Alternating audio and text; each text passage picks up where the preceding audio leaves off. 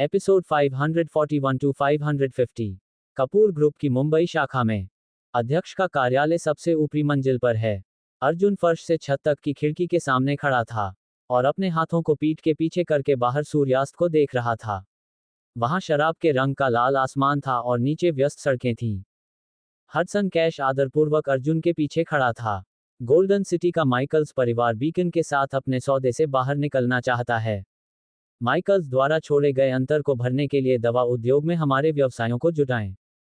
अर्जुन ने शांतिपूर्वक कहा। उसकी आंखें हल्की ठंडी थीं।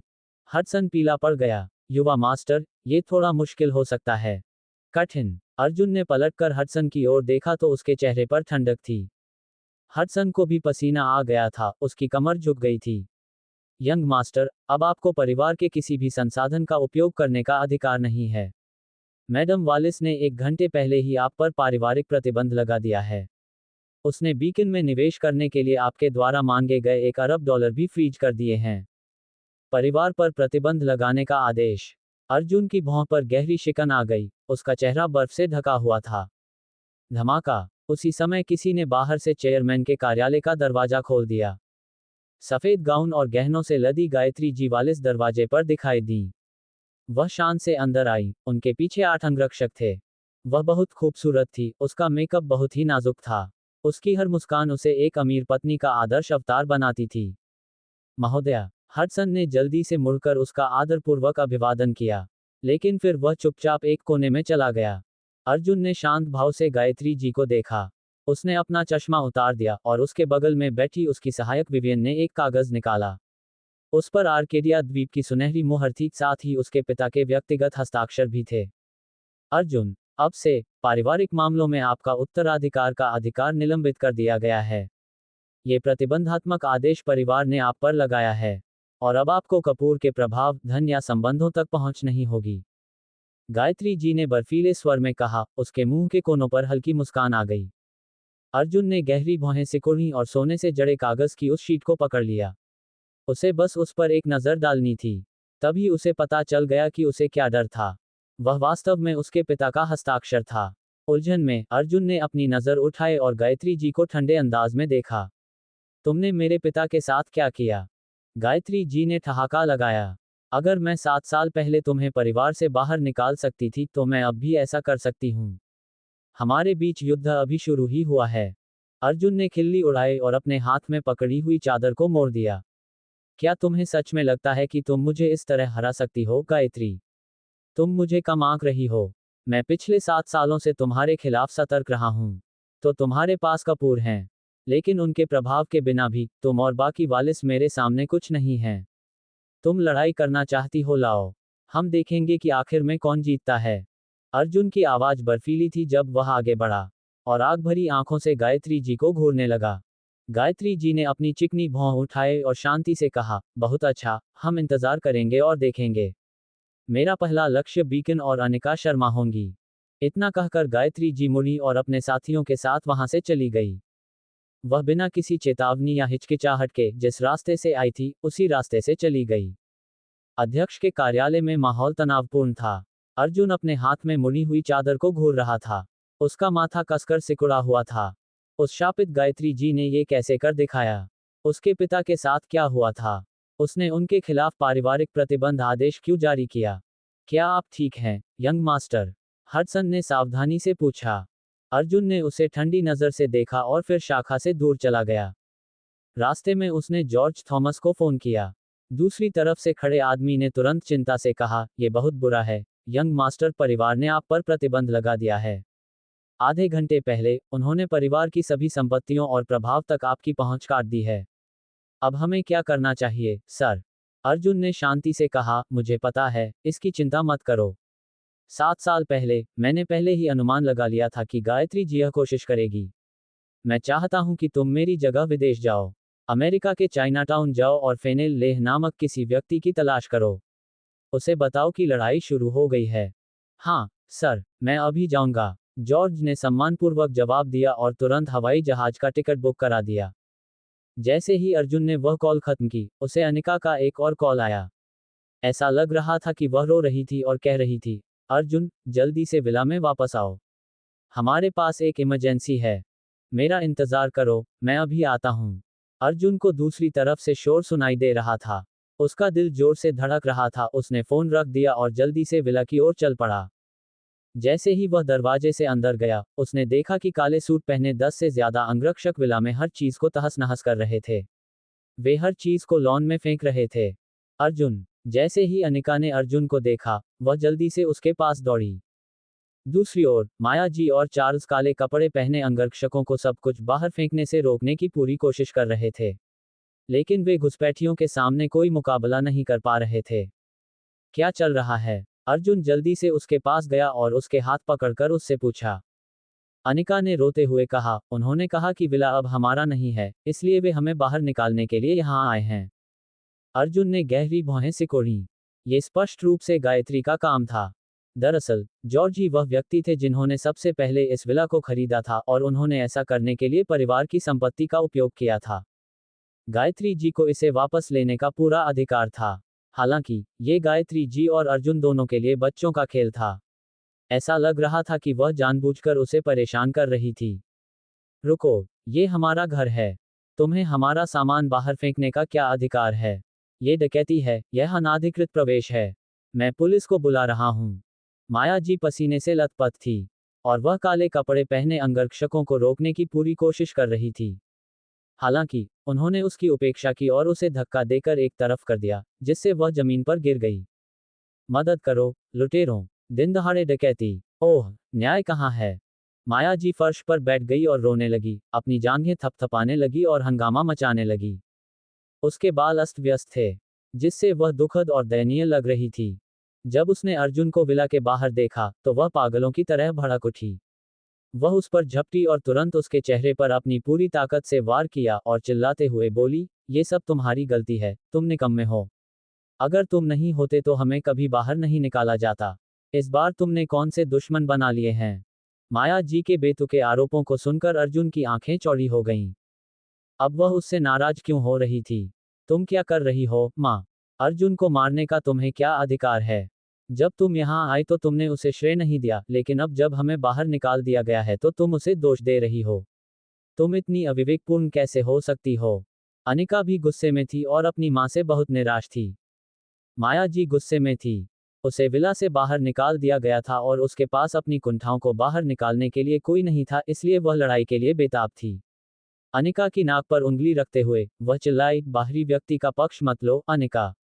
हम यहाँ आकर रह सकते थे क्योंकि अर्जुन ने हमें बहुत कुछ दिया था और अब हम उसके कारण बेघर हैं। यह एक विला है, मेरा विला। यहाँ इतनी सारी परेशानियां पैदा करने के लिए ये सब उसकी गलती है। मैं इसके लिए उसे मार डालूंगी, उस निकम्मे बदमाश। जैसे ही उसने कसम खाई, उसने अपना हाथ फिर से उसकी ओर घुमाया। हालांकि इस बार वह चूक गई। अर्जुन ने अपनी चाल चली, अपने बड़े हाथ से उसकी कलाई पकड़ी और उसे ठंडी निगाहों से घूरने लगा। बस, मैं तुम्हें चेतावनी दे रहा हूँ, माया जी येट्स, अगर तुम इतनी बेतुकी बनी रही, तो मैं तुम्हें अपनी जान से भी कीमत चुकाने पर मजबूर कर दूंगा।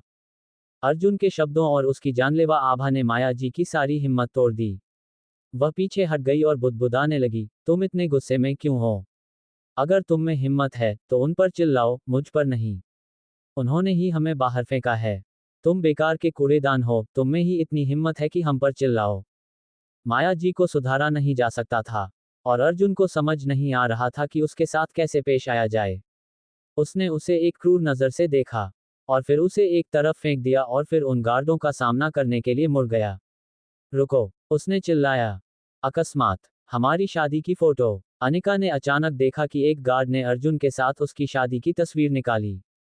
उस आदमी ने उसे लापरवाही से जमीन पर फेंक दिया। टकरा जाना। चित्र टूट गया। अनिका सबसे पहले उस तस्वीर के पास पहुंची। वह जमीन पर झुक गई और अपनी शादी की तस्वीर के टूटे हुए टुकड़ों को देखने लगी, उसकी आंखों में आंसू भर आए। गार्ड ने देखा कि अनिका टुकड़े उठाने की कोशिश कर रही थी और उसने उसे जोर से धक्का देकर दूर कर दिया। कांच के टुकड़े ने अनिका की नाजुक हथेली को काट दिया और खून ने तुरंत उनकी शादी की तस्वीर को दाग दिया। अर्जुन को लगा कि क्रोध उसकी छाती में फूट पड़ा है और उसके दिमाग पर हावी हो गया है। मैंने कहा, रुको। वह ऊंची आवाज में दहाड़ा और गार्ड की ओर झपटा और उसे जोर से लात मार दी। धमाका। लात लगने से गार्ड उछलकर दीवार से जा टकराया। वह दर्द से कराह उठा। अगले ही पल सभी अन्य गार्डों ने अपना काम रोक दिया और अर्जुन को धमकी भरी नजरों से देखने लगे। माया जी इतनी भयभीत हो गई कि उसने चार्ल्स को पकड़ लिया और छिप गई, तथा मन ही मन अर्जुन को उसकी सारी हरकतों के लिए कोसती रही। मैडम के आदेश के अनुसार आपने कपूर की संपत्ति और परिसंपत्तियों तक सभी पहुंच खो दी है। अब कृपया उन्हें ले लो और यहां से चले जाओ। पहरेदारों का मुखिया आगे आया और अपेक्षाकृत विनम्रता के साथ अर्जुन से बात की। तथापि अर्जुन ने शांत भाव से कहा, देखते हैं आज तुम में से कोई मुझे बाहर निकालने की कोशिश करता है। अर्जुन के चेहरे पर ठंडक थी और उसकी मुट्ठियां भीगी हुई थीं, जब वह उस गार्ड की ओर बढ़ा जिसे उसने उड़ा दिया था। ये वही आदमी था जिसने अनिका को धक्का दिया था और उसका हाथ काट दिया था। उसने उनकी शादी की तस्वीर भी तोड़ दी थी।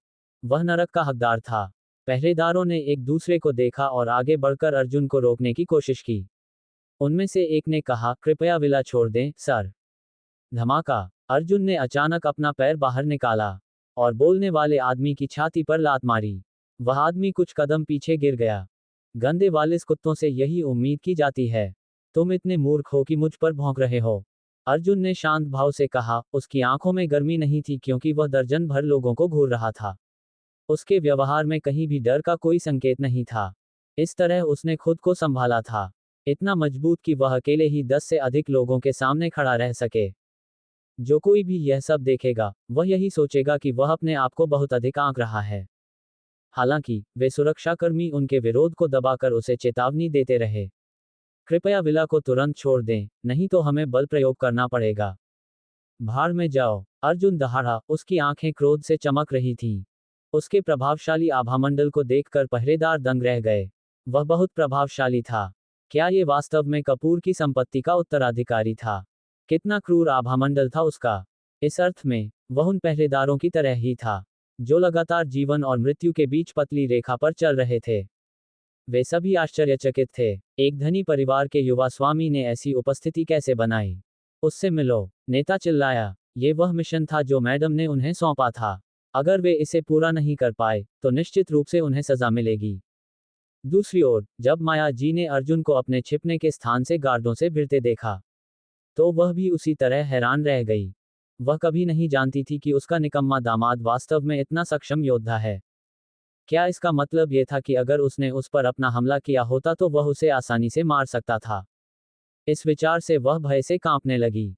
शुक्र है कि वह अभी भी एक कमजोर आदमी था। हालांकि वह अमीर था, फिर भी वह वही आदमी था जो अपनी पत्नी पर आंख मूंद कर भरोसा करता था। माया जी अपने दिल की गहराई से अर्जुन को नीची नजर से देखती थी। भले ही अर्जुन ने ही विला खरीदा था, भले ही वह जानती थी कि उसका परिवार अमीर है, फिर भी वह उसे पूरी तरह से नीची नजर से देखती थी। उसके प्रति उसका दृष्टिकोण उसके मन में अंकित हो गया था। वह दृढ़ और अपरिवर्तनशील था। इससे पहले कि वह अर्जुन के साथ ईमानदारी से स्नेह से पेश आती, सुआ उड़ जाते। यहाँ आओ, अनिका, जल्दी करो। माया जी अपनी बेटी की ओर इशारा करती रही, जो अभी भी लॉन पर बैठी थी। उसकी बेटी बहुत मूर्ख थी। क्या उसने नहीं सुना कि उन लोगों ने क्या कहा? अर्जुन ने परिवार की सारी संपत्ति खो दी थी।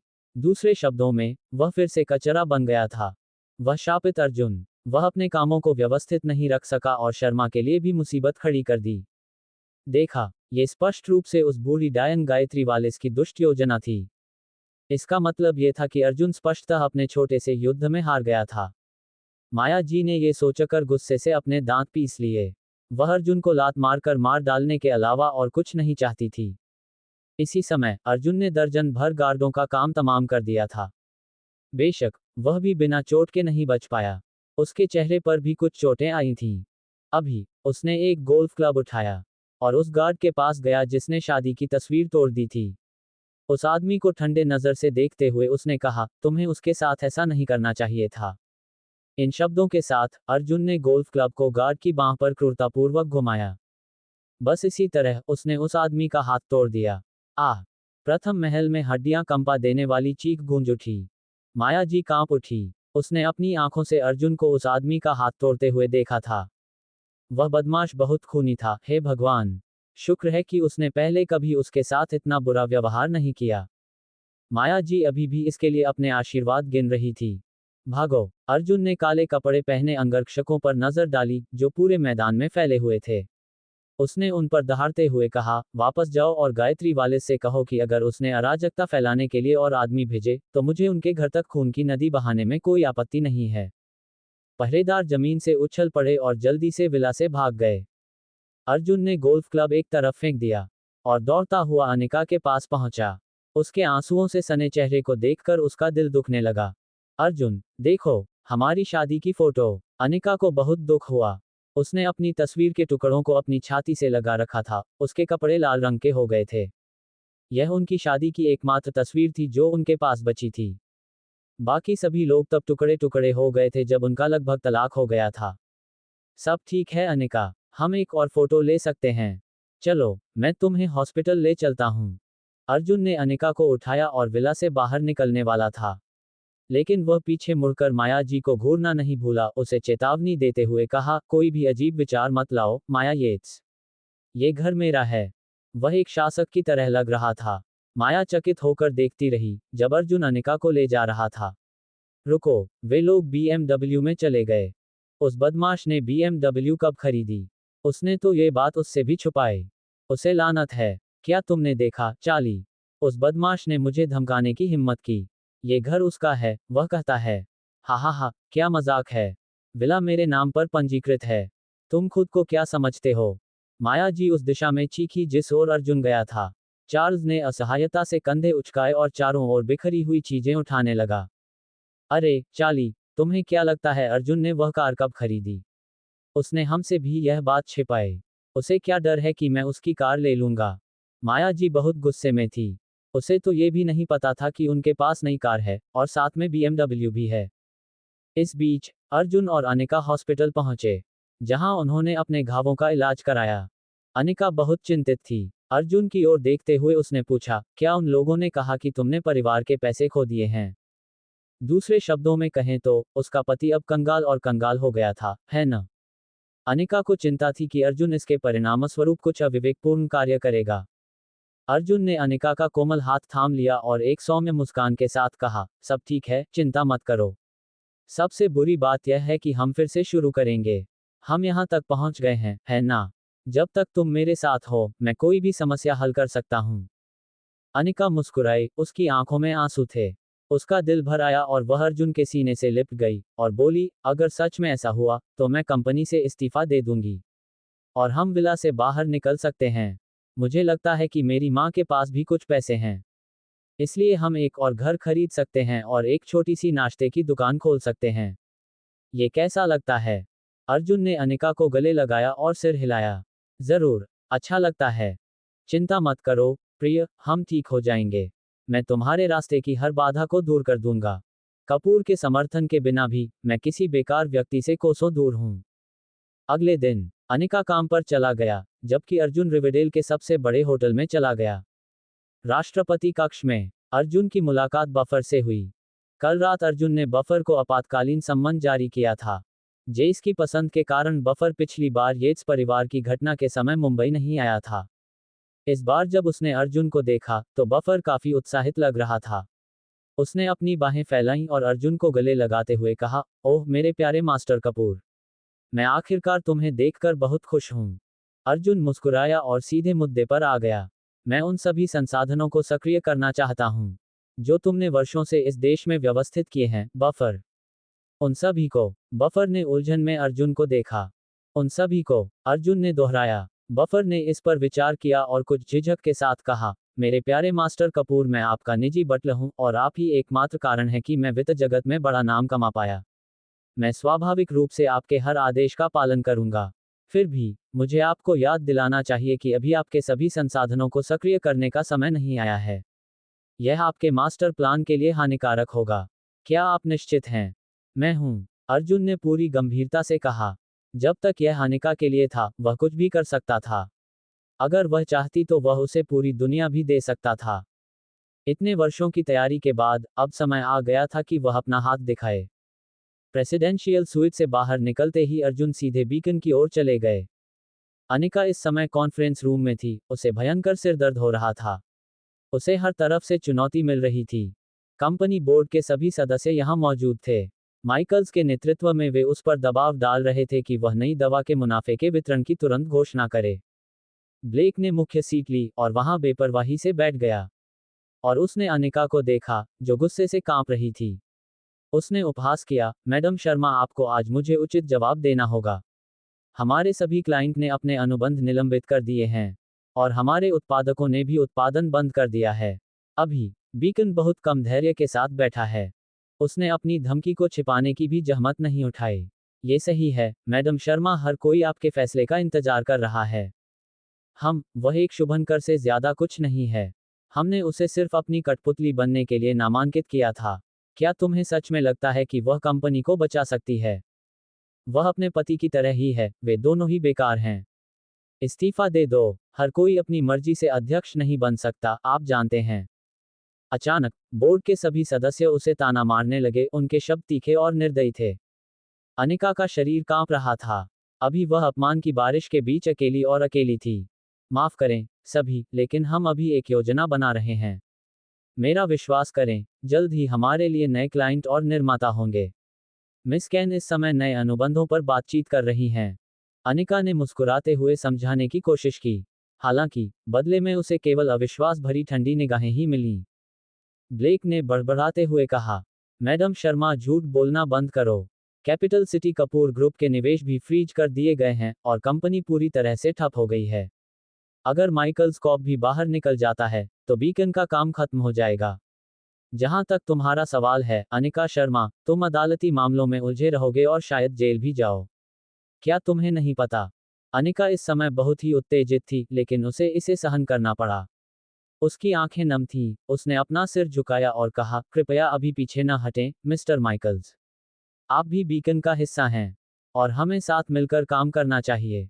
मेरा विश्वास करो, जब तक हम एकजुट होकर काम करेंगे, हम निश्चित रूप से इस संकट से बाहर निकल पाएंगे। उस स्थिति में कृपया घुटनों के बल बैठकर मुझसे विनती करें, मैडम शर्मा, ब्लेक ने अचानक ठंडे स्वर में कहा। सम्मेलन में उपस्थित सभी वरिष्ठ जन। वह थप्पड़ इतना क्रूर था कि सभी आश्चर्यचकित रह गए।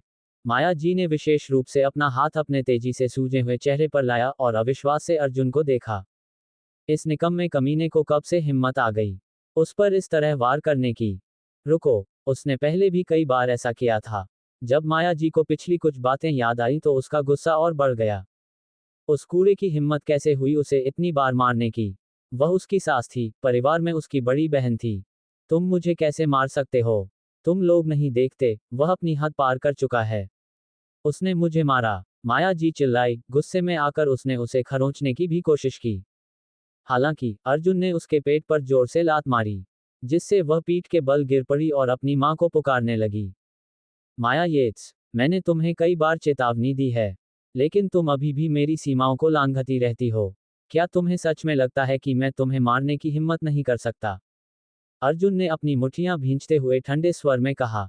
अगर अनिका उसे रोक नहीं रहा होता तो वह आज उस नासमझ औरत को ऐसा सबक सिखाता जिसे वह कभी नहीं भूलती। माया जी जमीन पर गिर पड़ी, उसका पेट फटने वाला लग रहा था। वह फूट फूट कर रोने लगी और एक बेंशी की तरह चिल्लाई, देखो देखो, वह मेरा दामाद है, लेकिन वह अपनी सास को मार रहा है। ये कैसी बेहूदगी है? इस परिवार में मेरा क्या स्थान बचा है? क्या तुम मर चुके हो, चार्ल्स शर्मा? तुम्हारे दामाद ने मुझे मारा है, तो तुम बिना कुछ कहे वहां क्यों खड़े हो? माया जी का शरीर क्रोध से कांप उठा, लेकिन साथ ही वह डर भी गई थी। अर्जुन से आ रही जानलेवा आभा ने उसके दिल की गहराइयों में दहशत पैदा कर दी थी। यही कारण था कि उसने अपना लक्ष्य चार्ल्स को बना लिया। चार्ल्स भी हताश हो गया। उसने अपना सिर हिलाया और अर्जुन को सलाह दी, अर्जुन, वह अभी भी तुम्हारी बड़ी है। क्या तुम इस बार इसे अनदेखा कर सकते हो? चुप रहो। ये सब इसलिए है क्योंकि तुम उसे ऐसे ही रहने देते हो कि वह एक अनुचित, आत्मा अवशोषित चुड़ैल बन गई है। अर्जुन चिल्लाया, उसकी आंखें क्रोध से भरी हुई थीं। चार्ल्स को भी यह बात पता थी और वह काफी उलझन में था। सच है, उसे इस परिवार में पैंट पहनने वाला होना चाहिए था। लेकिन उस बंशी माया जी ने घर के मुखिया के रूप में उसकी स्थिति को हड़पने में कामयाबी हासिल की। जब माया जी ने देखा कि चार्ल्स हिचकिचा रहा है तो वह भड़क उठी। शर्मा, तुम आदमी भी हो। क्या तुम अपने दामाद से डरते हो? तुम भी उसके जैसे ही बेकार हो। मैं तुमसे शादी करने के लिए अंधी रही होगी। मुझे तलाक चाहिए। चूंकि माया जी निराश थी, उसने तुरंत उसे तलाक की धमकी दे दी।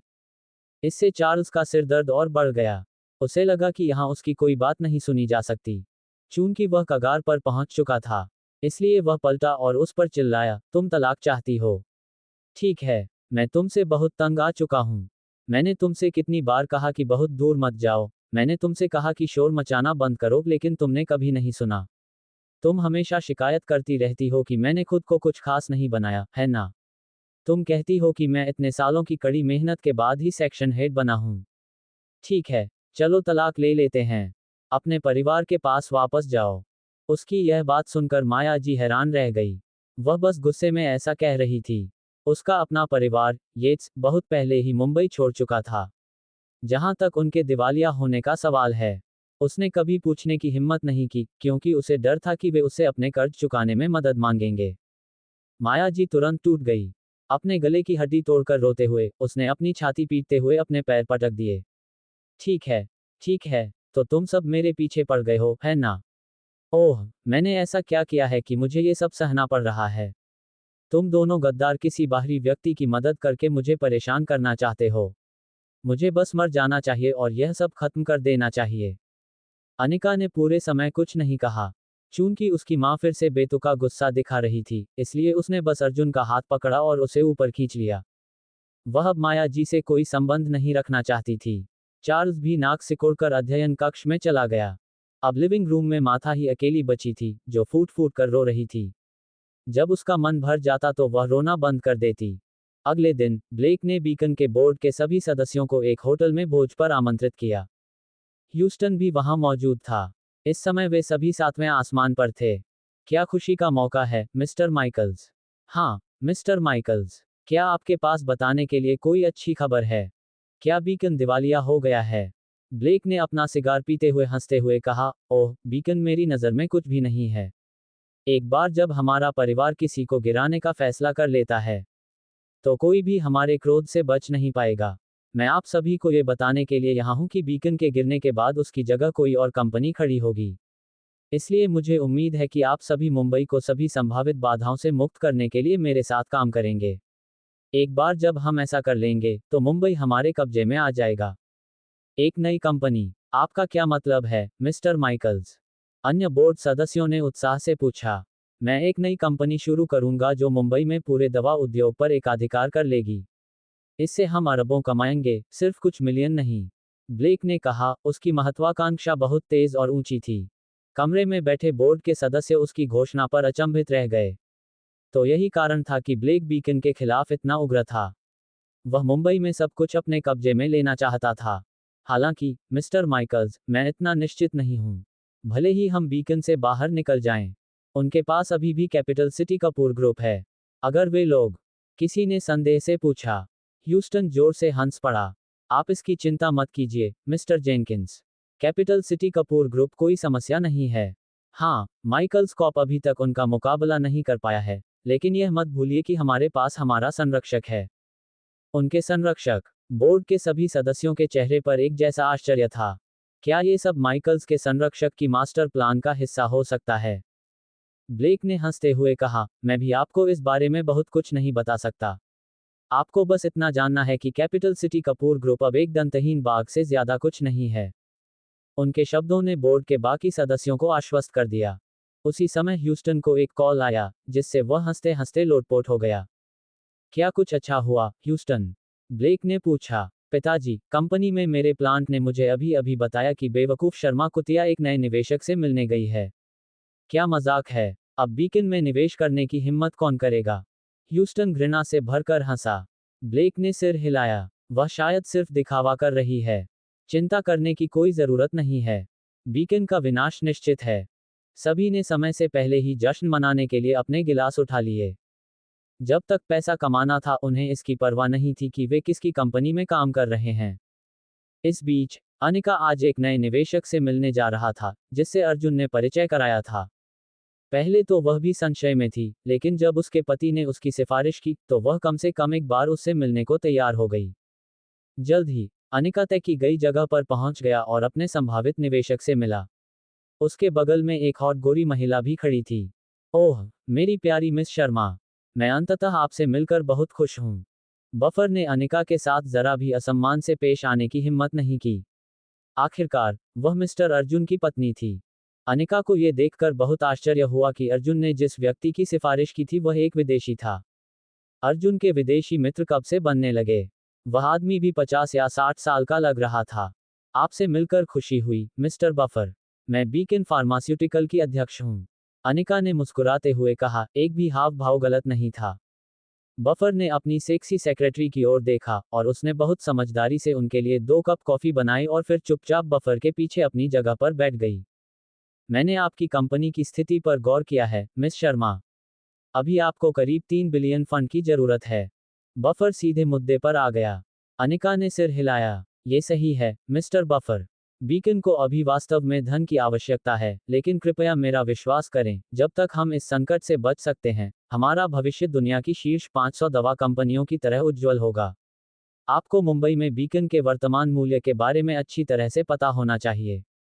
हमारा बाजार अरबों डॉलर का है। बफर ने सिर हिलाया और स्वीकार किया, ये सही है, मिस शर्मा। मुझे ये स्वीकार करना होगा कि बीकन के पास बाजार में असीमित संभावनाएं हैं, लेकिन 3 बिलियन कोई छोटी रकम नहीं है। अनिका घबरा गया। क्या बफर इतनी रकम नहीं दे सकता था? खैर, तब कोई मदद नहीं थी। आखिरकार, उसने भी अपनी सारी उम्मीदें उस पर नहीं लगाई थीं। अकस्मात, फिर भी, मैं वह राशि मिस्टर कपूर के पक्ष में आपकी कंपनी में निवेश करूंगा, मिस शर्मा, बफर ने कहा। अपने पति के लिए एक एहसान के रूप में। अनिका दंग रह गई। क्या उसने 3 अरब डॉलर का निवेश जीत लिया? बस यूं ही। इसमें बिल्कुल भी समय नहीं लगा। अनिका को अर्जुन के इस मित्र से वास्तव में बहुत अधिक उम्मीद नहीं थी। लेकिन अब ऐसा लग रहा था कि उसने अर्जुन के संबंधों को स्पष्ट रूप से कम करके आंका था। उनके मित्र ने तो बड़ी सहजता से 3 अरब डॉलर के निवेश पर सहमति दे दी थी। उनके परिवार के संसाधनों तक उनकी पहुंच समाप्त हो गई थी, है ना? अनिका को इतना सदमा लगा कि वह शब्दों में बयां नहीं कर सकता था। ऐसा लगता था मानो उसका पति केवल कपूर एस्टेट का युवा स्वामी ही नहीं था। क्या यही उनकी असली पहचान थी? कैपिटल सिटी कपूर ग्रुप का युवा वारिस। वह अब 3 साल से उससे विवाहित थी, लेकिन वह कभी नहीं जान पाई कि वह कौन है। पहले तो उसने सोचा था कि वह बिल्कुल एक औसत आदमी है। हालांकि, इन सभी हालिया घटनाओं ने उसकी आंखें खोल दी कि उसका पति संभवतः उससे कहीं अधिक था जो वह सतह पर देखती थी। क्या आपने सचमुच हम में निवेश करने का फैसला कर लिया है, मिस्टर बफर? अनिका ने आश्चर्य से पूछा। बेशक, पैसे जल्द ही आपके पास पहुंच जाएंगे, मिस शर्मा। इसकी चिंता मत करो। बफर हिचकिचाया। कुछ देर रुकने के बाद उसने कहा, मिस शर्मा, ये पैसे मेरे हैं। इनका मिस्टर कपूर से कोई लेना देना नहीं है। अनिका का दिल पुनः उसकी छाती में बस गया। ओह, और यहाँ तो उसने सोचा था कि उसके पति ने। खैर, मुझ पर विश्वास करने के लिए धन्यवाद, मिस्टर बफर। मैं आपको निराश नहीं करूंगा। अनिका ने तुरंत अनुबंध पर हस्ताक्षर कर दिए और पूरी तरह खुश होकर उसे लेकर भवन से बाहर निकल गए। जब वह नीचे पहुंची, तो उसने अर्जुन को फुटपाथ पर इंतजार करते देखा। ऐसा लग रहा था कि वह कुछ समय से वहां था। ये कैसे हुआ? अर्जुन ने देखा कि अनिका कितना उदास दिख रहा था, और एक पल के लिए उसने सोचा कि बफर बीकन में निवेश करने के लिए सहमत नहीं हुआ है। अनिका को संभलने में 1 सेकंड लगा, लेकिन फिर वह एक जिंदादिल छोटी कॉलेज गर्ल की तरह दौड़कर उसके पास आई, जिस तरह की लड़की ने कैंपस के हर लड़के का दिल जीत लिया था। वह अर्जुन की बाहों में कूद गई और उसे जोर से गले लगा लिया। हमने कर दिखाया, हमने कर दिखाया। 3 अरब डॉलर का निवेश, और हमने इस पर हस्ताक्षर कर दिए। अनिका बहुत उत्साहित थी, जैसे कोई किशोरी अपनी जन्मदिन की पार्टी में उत्साहित हो। ये सुनकर अच्छा लगा। चलो, घर चलें। अर्जुन ने अनिका को गले लगाया और उसके छोटे शरीर को अपने आलिंगन में महसूस किया। फिर से, वह अपनी पत्नी के खूबसूरत शरीर को देखकर आश्चर्यचकित हुए बिना नहीं रह सका। वह अंततः उसे जाने देने के लिए बहुत अनिच्छुक था। अनिका का छोटा सा चेहरा कानों की जड़ों तक लाल हो गया था। वह कार में कूद गई और सीधे कंपनी की ओर चल पड़ी। जब वह वापस लौटी और उसने वह रोमांचक समाचार सुनाया, तो पूरी कंपनी में हंगामा मच गया। ह्यूस्टन ने कंपनी में जिस रिसेप्शनिस्ट को नियुक्त किया था, उसने खबर मिलते ही तुरंत ह्यूस्टन को इसकी सूचना दी। ह्यूस्टन और अन्य लोग अभी भी अपने बुक किए गए कमरे में खा पी रहे थे। जब उन्हें रिपोर्ट मिली, तो वे अवाक रह गए। फिर उन्होंने दहाड़ते हुए कहा, यह कैसे हो सकता है? कौन हिम्मत कर सकता है कि अनिका शर्मा को वह निवेश दे? ये 3 अरब डॉलर है, कोई छोटी रकम नहीं। ह्यूस्टन के विस्मय से कमरे में बाकी लोग चुप हो गए। ब्लेक के चेहरे पर उदासी थी जब उन्होंने पूछा, क्या हुआ, ह्यूस्टन? क्या शर्मा को कोई नया निवेशक मिल गया? ह्यूस्टन भी बिल्कुल खुश नहीं दिखे और उन्होंने सिर हिलाया। हाँ, उसे 3 बिलियन का निवेश मिला है, डैड। इस पर कमरे का माहौल थोड़ा बिगड़ गया। ब्लेक हत्या करने के लिए तैयार दिख रहा था, लेकिन वह उलझन में भी था। लेकिन कैसे? अब बीकन में निवेश करने की हिम्मत कौन करेगा? क्या उन्हें हमारे संरक्षक को नाराज करने की चिंता नहीं है? ब्लेक उस भाग की भी गणना नहीं कर सके, जहां एक अनजान व्यक्ति अचानक आया और उसने तुरंत 3 अरब का निवेश कर दिया। माफ कीजिए, सभी को। मुझे कुछ काम निपटाना है, इसलिए अब मैं चलता हूँ। ब्लेक को जाने की जल्दी थी। इस अचानक और अवांछित हस्तक्षेप ने उसे बहुत बुरे मूड में डाल दिया। उन्हें तुरंत मैडम वालिस से परामर्श करना पड़ा। उनके भोज का मूल उद्देश्य खत्म हो गया था, और बीकन के कई बोर्ड सदस्यों ने एक दूसरे को देखा। उन्हें कभी उम्मीद नहीं थी कि बीकन को अचानक कोई नया निवेशक मिल जाएगा। क्या ये निवेशक माइकल्स के संरक्षक और समर्थक से प्रतिशोध से भयभीत नहीं था? अब क्या? किसी ने पूछा। हम इंतजार करेंगे और देखेंगे, किसी और ने उत्तर दिया। ब्लेक के जाने के कुछ देर बाद ही ह्यूस्टन भी गुस्से में कमरे से बाहर चला गया। ये फिर से वही फिलिप क्लार्क है। आखिर वह कौन है? कुछ मिनट पहले ह्यूस्टन को यह खबर मिली थी कि अर्जुन के कारण ही बेकन को वह निवेश हासिल हुआ। क्या बात है, हाउजी? इतना गुस्सा क्यों हो? शर्ली अभी कार से बाहर निकली ही थी। जब उसने देखा कि ह्यूस्टन कितना गुस्से में है, तो वह सीधे उसके पास पहुंची और सीने से पहले उससे टकरा गई। ह्यूस्टन ने उसकी छाती को बुरी तरह से पकड़ लिया और कहा, तुम क्यों सोचती हो? ये फिर से अर्जुन है, बेशक। हमेशा मेरे खिलाफ जाता है। बीकन को इस बार अपने कनेक्शन के माध्यम से ही एक नया निवेशक मिला। मुझे विश्वास नहीं होता कि वह कचरा किसी ऐसे व्यक्ति को जानता है जो किसी भी चीज के लायक है। मुझे समझ में नहीं आ रहा है, हाउसी। अर्जुन एक बेकार कर्मचारी है और एक बेकार आदमी है जो अपनी पत्नी पर निर्भर है। वह हमेशा तुम्हारे खिलाफ क्यों जाता है? क्या वह बिल्कुल भी डरा हुआ नहीं है? शर्ली ने पूछा। ह्यूस्टन गुस्से में था। सिगरेट का एक कश लेते हुए उसने थूका, मैं उस कमीने को किसी दिन पकड़ लूंगा। शर्ली का दिमाग घूम गया और उसने फुसफुसाते हुए कहा, दरअसल, हाउसी, मैं कुछ लोगों को जानती हूँ। क्या हम उसे ऐसा सबक सिखाएं जिसे वह कभी न भूले? उसका सुझाव उसे सही लगा, इसलिए उसने जल्दी से पूछा, तुम किसे जानते हो? वे कितने अच्छे हैं? चिंता मत करो, मैं कुछ दिन पहले ही उन्हें जानती हूँ और वे मुंबई में बहुत प्रसिद्ध हैं। जाहिर है उनके अधीन 30 या 40 आदमी हैं, शर्ली ने कहा। बहुत अच्छा लगता है, उन्हें अभी फोन करो। ह्यूस्टन अर्जुन को सबक सिखाना चाहता था। अगर संभव हो तो वह अर्जुन को मुंबई से हमेशा के लिए गायब कर देना चाहता था। शर्ली ने फोन किया और मीठी मुस्कान के साथ कहा, काल, क्या तुम्हें मैं याद हूं? और तुम? दूसरे ने गहरी आवाज में कहा। यह मैं हूं, शर्ली। शर्ली ने अपने बगल में बैठे ह्यूस्टन की तरफ देखा और हंस पड़ी। ओह, मैं तुमसे एक एहसान मांगने की उम्मीद कर रही थी। मेरा बॉस तुमसे मिलना चाहता है। ओह, ठीक है, बस अपनी जगह का नाम बताओ। उसके कान में गहरी हंसी गूंजी। ठीक है, तो चलो बाद में टावरव्यू स्ट्रीट पर चाइनीज जगह पर मिलते हैं। शर्ली ने फोन रख दिया और ह्यूस्टन को इशारा करके कहा, ठीक है। अर्जुन की तरफ से, जैसे ही वह बीकन के मुख्य दरवाजे से बाहर निकला, उसे टिम का फोन आया। क्या बात है, अंकल टिम? मुझे खेद है, अर्जुन, मैं उन्हें उस प्रतिबंधात्मक आदेश को जारी करने से नहीं रोक सका। लेकिन चिंता मत करो, मैंने अपने आदमियों के साथ गायत्री के कुछ भूमिगत ठिकानों को पहले ही नष्ट कर दिया है। उस शापित कुतिया, उसने ऐसा कुछ करने की हिम्मत कैसे की? दूसरी ओर से टिम कपूर गुस्से में थे। अर्जुन भी ये सुनकर थोड़ा हैरान हुआ। खैर, यह उसके चाचा की तरह ही था। वह आदमी इतना गुस्सैल था कि वह गायत्री जी की कुछ छिपी हुई ताकतों को खत्म करने के लिए तैयार हो जाता था। इसकी चिंता मत करो, अंकल टिम। एकमात्र निरोधक आदेश से मुझे कुछ खास फायदा नहीं होगा, अर्जुन ने हंसते हुए कहा। टिम चिंतित लग रहा था क्योंकि उसने कहा, गायत्री जी ही एकमात्र व्यक्ति नहीं है जो इसके पीछे के तारों को नियंत्रित कर रहा है। शाखा परिवारों के कुछ बूढ़े लोग भी इसमें शामिल हैं। वे बूढ़े बेवकूफ वास्तव में आपकी संपत्ति के पीछे आने के लिए काफी लालची हैं। चिंता मत करो, मैं पहले से ही द्वीप पर वापस आ गया हूं। इस बार, मैं उनके गंदे पंजे तोड़ दूंगा। इससे उन्हें सबक मिल जाएगा। अर्जुन हताश हो गया, लेकिन अब उसके चाचा को कोई नहीं रोक सकता था। अंकल टिम को नाराज करने के परिणाम हमेशा काफी गंभीर होते थे। एक बार, एक विदेशी शक्ति ने उसे धमकाने की कोशिश की, और उसने अपने लोगों को भेजकर पूरे परिवार को नष्ट कर दिया। रूपकात्मक रूप से धन के साथ नहीं, बल्कि वास्तविक रक्त और हिंसा के साथ। उस संदिग्ध संगठन में कई 100 सदस्य थे, लेकिन कोई भी जीवित नहीं बचा। 3 दिन और 3 रात तक खून बहता रहा और यह नरसंहार तभी रुका जब उन्हें कई अंतर्राष्ट्रीय प्राधिकारियों की संयुक्त चेतावनी मिली। अर्जुन को पता था कि अंकल टिम को कोई नहीं रोक सकता।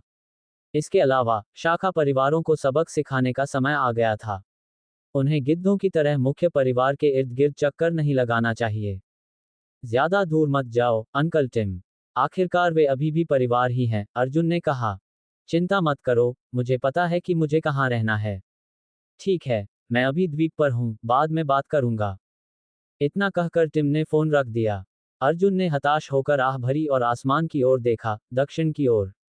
उसे पूरी उम्मीद थी कि वे बूढ़े बूढ़े इसके बाद भी कुछ समय के लिए शांत रहेंगे।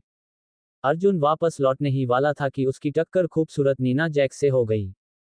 क्या तुम ठीक हो? उसने जल्दी से पूछा। नीना कुछ कदम पीछे हटी, उसका चेहरा तेजी से लाल हो रहा था। उसने अपने बालों को कान के पीछे धकेला और सिर हिलाते हुए कहा, मैं ठीक हूं।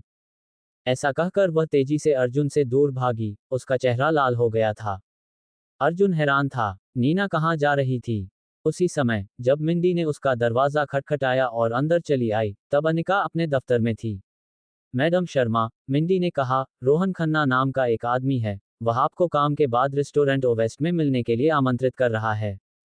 व्यान ने विराम लिया। रोहन खन्ना, बहुत दिनों से उसकी कोई खबर नहीं आई थी। क्या वह विदेश नहीं गया था? क्या वह उससे अकेले में मिलना चाहता था? अनिका ने कहा, उसे बताओ कि मेरे पास समय नहीं है। अगर वह मिलना चाहता है, तो उसे नीचे कैफे में आना होगा। मिंडी ने सिर हिलाया और कमरे से बाहर चली गई। जल्द ही, वह वापस लौट आई। मैडम शर्मा, मिस्टर खन्ना पहले से ही कैफे में इंतजार कर रहे हैं। ठीक है। अनिका कंपनी से बाहर निकली और नीचे कैफे में चली गई, जहां उसने लंबे समय के बाद पहली बार चमड़े की सीट पर रोहन को देखा। वह सामान्य से भी अधिक आत्मविश्वास से भरा हुआ लग रहा था। तुम यहाँ हो, अनिका। जैसे ही रोहन ने उसे देखा, वह अपनी खुशी रोक नहीं सका। उसने एक सच्चे सज्जन की तरह उसके लिए कुर्सी खींची। अचानक निमंत्रण क्यों, रोहन? तुम पिछले 2 महीने कहाँ थे? अनिका ने एक मित्र के नाते शिष्टाचारवश पूछा। ओह, मैं किसी काम से विदेश गया था। रोहन ने उस विषय को छोड़ दिया और मुख्य मुद्दे पर आ गया। अनिका, मैंने सुना है कि आपकी कंपनी मुश्किल में है और उसे फंड की जरूरत है। क्या ये सही है? रोहन इस समय अनिका को अपनी संपत्ति और संबंध दिखाने के लिए बहुत उत्साहित था। अनिका ने पलकें झपकाईं और हंसे। ओह, अब वह समस्या हल हो गई है, रोहन। अर्जुन ने मदद की। अर्जुन, रोहन ने कुछ देर रुककर सोचा और फिर उसे एहसास हुआ। अर्जुन, तुम क्या कह रही हो? जहां तक मुझे पता है, उसे ज्यादा मदद नहीं करनी चाहिए। अनिका मुस्कुराई। रोहन, अर्जुन असल में। अनिका। रोहन ने अचानक अनिका को बीच में रोका और पूछा, क्या तुम जानती हो कि अर्जुन कपूर वास्तव में कौन है? अनिका स्तब्ध रह गई और रोहन को संदेह भरी निगाहों से देखने लगी। क्या रोहन अर्जुन की असली पहचान जानता था? इससे तुम्हारा क्या मतलब है, रोहन? अनिका ने हैरान होकर पूछा। रोहन ने उपहास किया। अर्जुन कपूर बिल्कुल भी बेकार नहीं है, आप सबने उसे गलत समझा है। वह वास्तव में बहुत अमीर है, क्योंकि वह कैपिटल सिटी कपूर ग्रुप का युवा वारिस है। जब रोहन ने ये कहा, तो अनिका के चेहरे के हाव भाव में कोई बदलाव नहीं आया। तो रोहन को भी इसके बारे में पता था। रोहन बहुत खुश था, उसके मुंह के कोनों में मुस्कान आ गई। वह उत्साह से अनिका की ओर देख रहा था। उसके चेहरे पर आश्चर्य देखने का इंतजार कर रहा था। हालांकि, उसे निराशा ही हाथ लगी। मुझे ये बात काफी समय से पता है, रोहन। अर्जुन ने मुझे बताया। अनिका ने शांति से कहा। रोहन दंग रह गया। जब उसे पहली बार पता चला तो वह पूरी तरह से हैरान रह गया था। तो यहाँ क्या हो रहा था? अनिका ने कोई प्रतिक्रिया नहीं दी। उसे तो काफी समय पहले से पता था। खैर, भाड़ में जाओ। रोहन ने इतने लंबे समय तक इंतजार किया था और इतनी तैयारी की थी, ताकि वह अनिका को अर्जुन की पहचान बता सके और फिर उसे दिखा सके कि अर्जुन उसका मुकाबला नहीं कर सकता, भले ही वह कैपिटल सिटी कपूर ग्रुप का युवा मालिक हो। अब, रोहन की मास्टर प्लान के साथ चीजें गलत हो गई थीं। अनिका को पहले से ही पता था। वह अब उसके सामने और अधिक दिखावा नहीं कर सकता था। क्या दर्द है? तुम्हें पता था? रोहन ने आश्चर्य प्रकट करते हुए पूछा। अनिका ने सिर हिलाया। अर्जुन ने मुझे कुछ समय पहले ही बताया था। हालांकि अर्जुन का परिवार इस संकट से निपटने में हमारी मदद नहीं कर सका, लेकिन उसका एक दोस्त था जिसने कंपनी में $3 बिलियन का निवेश किया और हमारी जान बचाई। एक मित्र, 3 अरब। रोहन अब और भी हैरान था। अपनी जांच से मिली जानकारी के अनुसार अर्जुन को कैपिटल सिटी कपूर ग्रुप के संसाधनों से अलग कर दिया गया था। तो अब क्या हो रहा था? असंभव। अर्जुन अपने परिवार की मदद के बिना कुछ भी नहीं थे। उन्होंने बीकन के लिए 3 बिलियन का निवेश कैसे हासिल किया? वह कोई छोटी रकम नहीं थी। क्या गलत हो गया? आधे घंटे बाद, जब अनिका चली गई, रोहन हताश होकर अपनी कार में वापस आ गया। कुछ देर बाद उसने फोन किया और ठंडे स्वर में कहा, तुम जो भी करो, मुझे उसकी परवाह नहीं है। अर्जुन के करीब जाओ और उसका भरोसा जीतो। मुझे जानना है कि वह असल में कौन है। फोन रखते ही रोहन ने उस टावर की तरफ देखा जहां बीकन रहता था। दांत पीसते हुए उसने कहा, तुम मेरी हो जाओगी, अनिका शर्मा। अर्जुन अब अकेले ही बस स्टॉप की ओर जा रहा था। तभी उसकी मुलाकात खूबसूरत नीना जैक्स से हुई। वह भी बस का इंतजार कर रही थी। हालांकि वह अभी अभी कंपनी में आई है, तो फिर वह अब यहाँ क्यों है? क्या तुम भी बस का इंतजार कर रही हो, नीना? अर्जुन ने उसका अभिवादन किया। वह उसकी ओर मुड़ी, उसके दिव्य चेहरे ने तुरंत अर्जुन की इंद्रियों पर आक्रमण कर दिया। वह वास्तव में आधुनिक युग की एफ्रोडाइट थी। यहाँ तक कि बस स्टॉप पर भी उसने हर किसी की नज़र अपनी ओर खींच ली। शुक्र है कि अर्जुन के दिल में सिर्फ अनिका के लिए ही जगह थी। नीना ने भले ही उसकी आंखों में कुछ लहरें छोड़ी हों, लेकिन उसका दिल अप्रभावित था। जब अर्जुन ने उसका अभिवादन किया, तो नीना उसकी ओर मुड़ी और उसे एक अद्भुत सुखद मुस्कान दी। अपने बालों को कान के पीछे धकेलते हुए उसने कहा, क्या संयोग है? क्या तुम भी बस का इंतजार कर रहे हो? उस विकृत व्यक्ति के साथ पिछली घटना के बाद अर्जुन के प्रति नीना का रवैया काफी बदल गया था। दरअसल यह उसका पहला मौका था जब वह किसी पुरुष के साथ बिना किसी असहजता के बातचीत कर रही थी।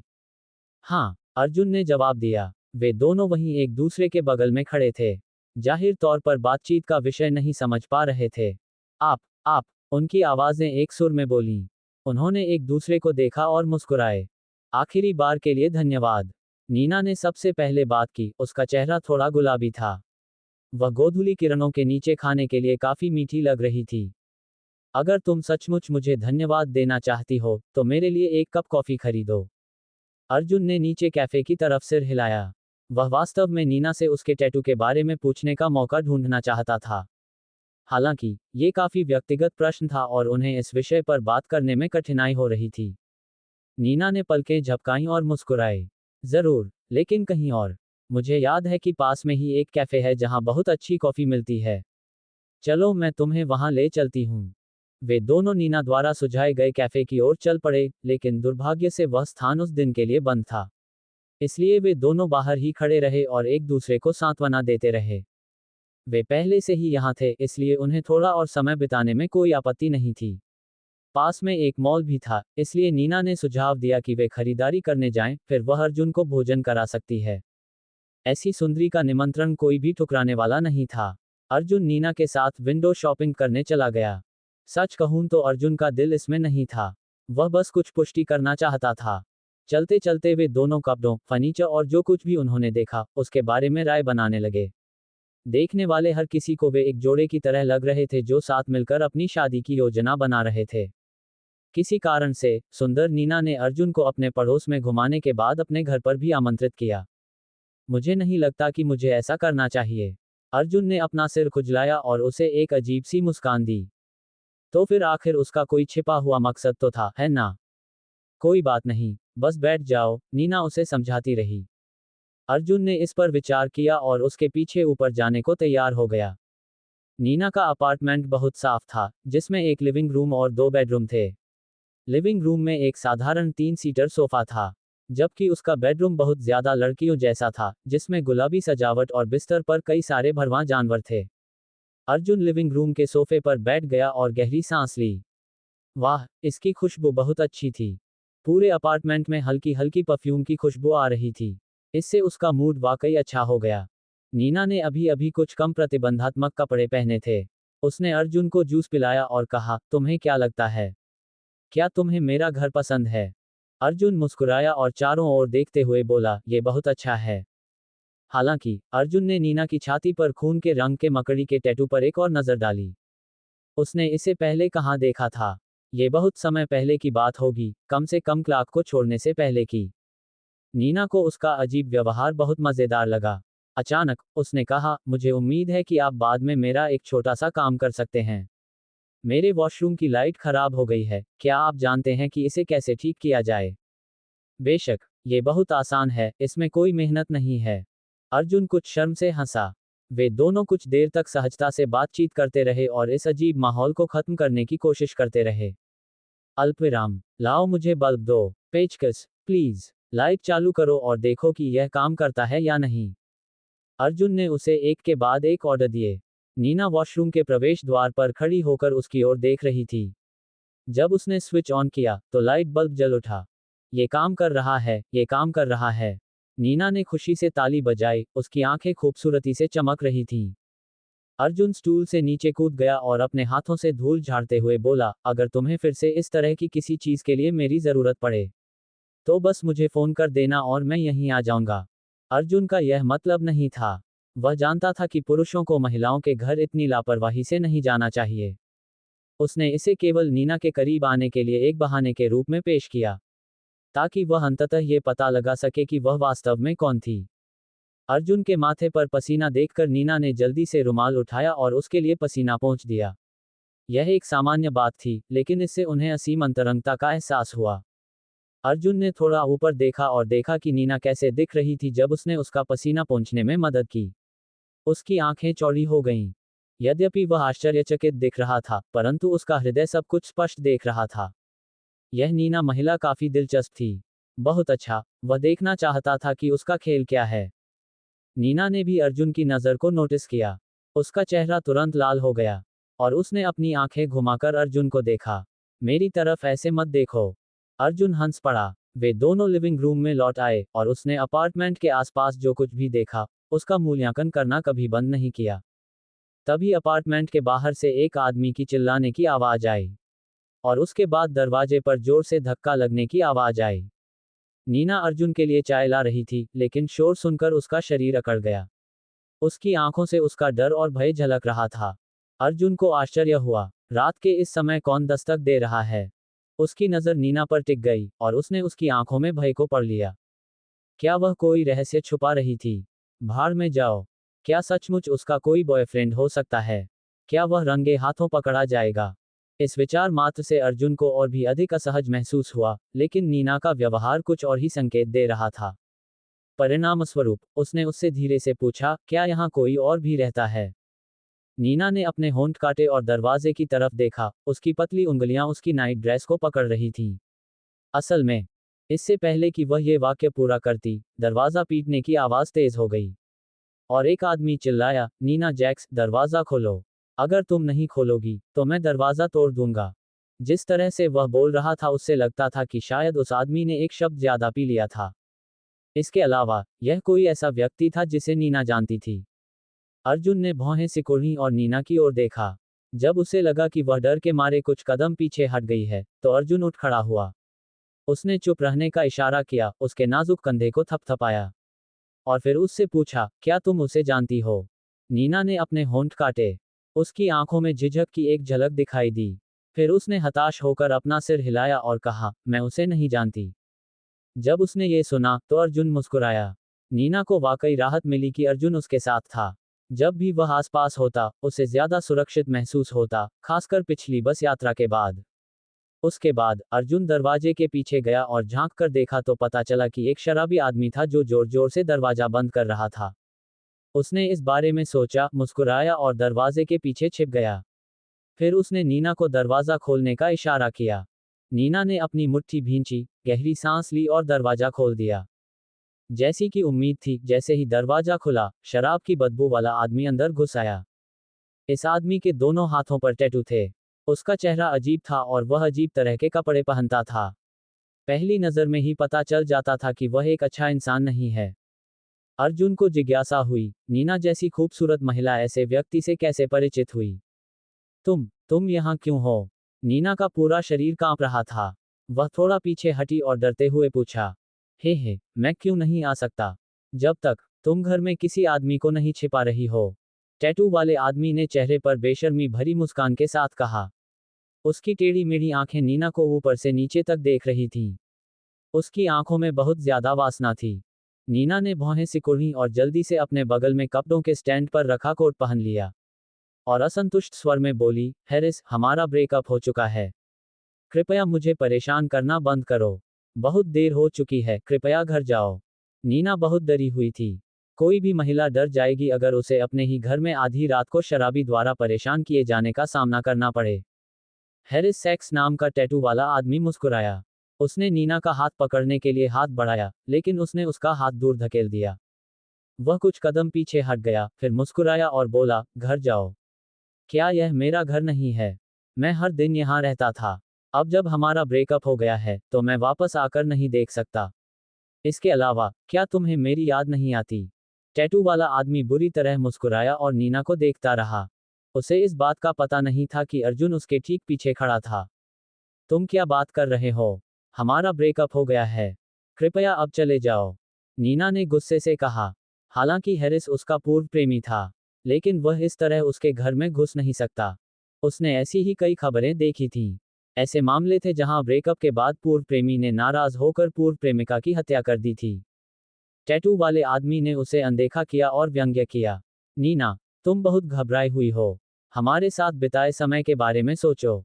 पूरे घर में हमारी यादें हैं। क्यों? तुम्हें लगता है कि अब तुम मेरे लिए बहुत अच्छी हो क्योंकि तुम एक बड़ी कंपनी में शामिल हो गई हो। मैं नहीं जाऊंगा। तुम बहुत आगे निकल गए हो। नीना ने गुस्से से कहा, अगर तुम नहीं गए तो मैं पुलिस को बुला लूंगी। पुलिस को बुलाओ। टैटू वाले आदमी ने व्यंग्यात्मक मुस्कान के साथ सीधे नीना की तरफ देखा और कहा, मैं तुम्हें जानता हूं। तुम पुलिस को बुलाने की हिम्मत नहीं करोगी। अगर तुम चाहते हो कि मैं चला जाऊं, तो कोई बात नहीं। ऐसा हुआ कि मैं हाल ही में एक छोटी सी मुसीबत में फंस गया हूं। 100,000 रुपये। मुझे 100,000 रुपये दे दो और मैं तुरंत चला जाऊंगा। मैं वादा करता हूं कि मैं भविष्य में तुम्हें कभी परेशान नहीं करूंगा। टैटू वाला आदमी सोफे पर बैठ गया और मुस्कुराया। उसे इस बात की बिल्कुल भी चिंता नहीं थी कि नीना पुलिस को बुला लेगी। वह जानता था कि वह डरपोक स्वभाव की है। 100,000। ये पहली बार नहीं है कि तुमने मुझसे पैसे मांगे हैं। मेरे पास पैसे नहीं हैं। तुरंत चले जाओ। नीना गुस्से में थी और चिंतित भी। उसने दरवाजे की ओर इशारा किया और चिल्लाई। वह टूटने की कगार पर थी। टैटू वाले आदमी ने हाथ बढ़ाया और कहा, अगर आपके पास पैसे नहीं हैं तो कोई बात नहीं, फिर भी आप आज रात मेरे साथ सो सकते हैं। पिछली बार मैं इतना करीब था। अगर पड़ोस में रहने वाली मोटी महिला दखलंदाजी न करती, तो हम एक दूसरे के साथ होते। अब तक मेरी शादी हो चुकी होगी। छुट्टी। नीना इतनी गुस्से में थी कि वह कांप रही थी। उसने अपनी मुट्ठियां भींच लीं और चिल्लाने लगी, यहां से चले जाओ। टैटू वाले आदमी ने नीना को गंभीरता से नहीं लिया और बोला, अरे ये तो बस मानव स्वभाव है।